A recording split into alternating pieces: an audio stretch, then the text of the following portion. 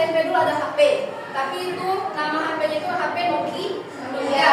Semakin berkembang zaman itu ada namanya HP Android, ada HP iPhone. Kan itu namanya perkembangan globalisasi teknologi. Kedua, yaitu kehadiran perusahaan multinasional. Ketiga, kemudahan sarana transportasi. Di zaman dulu, zaman nenek moyang kita belum ada transportasi apapun. Dulu pakai gerobak dorong ataupun gerobak tarik. Semakin bertambah perkembangan zaman, terciptanya sepeda motor, terus sudah apa lagi? Mobil, pesawat, kereta api. Berarti itu termasuk dari perkembangan dari globalisasi. Nah, menurut kalian mengapa sih masyarakat dunia perlu berinteraksi dan kerjasama? Ada yang tahu? Nah, seperti ini nah. Seperti kita Indonesia ini kaya dengan kekayaan alam, benar atau tidak? Benar.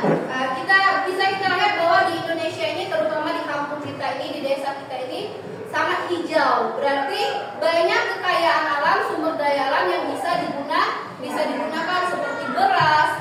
Beras itu bisa kita ekspor ke luar negeri dan luar negeri bisa menggunakan. Itu salah satu dari hubungan kerjasama antar negara. Ibu akan membentuk kalian menjadi 4 kelompok sesuai dengan barisan kalian. Kelompok 1, kelompok 2, kelompok 3, dan kelompok 4. Silakan kalian diskusi terlebih dahulu tentang soal yang ibu berikan di dalam kertas tersebut. Oke nak, agar kalian berfokus terlebih dahulu, ibu akan mengajak kalian untuk aksi itu terlebih dahulu. Oke, terfokus.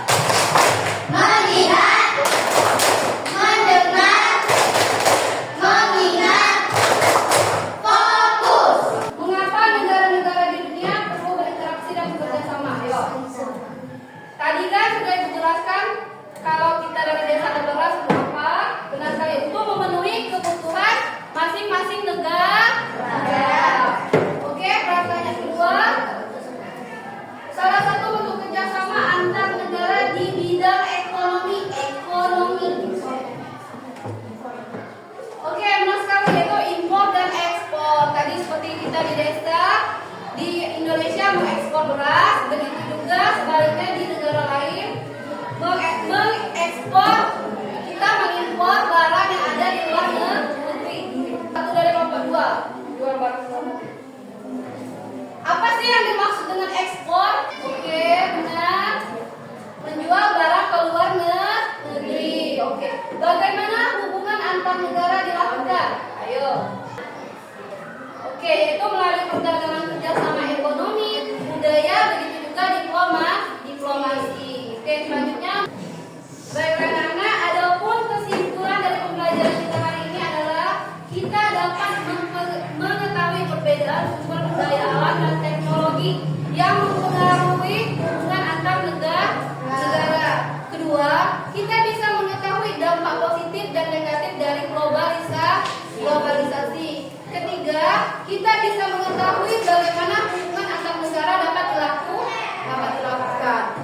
Baik anak-anak, ibu rasa pembelajaran dan materi hari ini cukup sampai di sini. Jika ada yang ingin bertanya, silakan ditanyakan.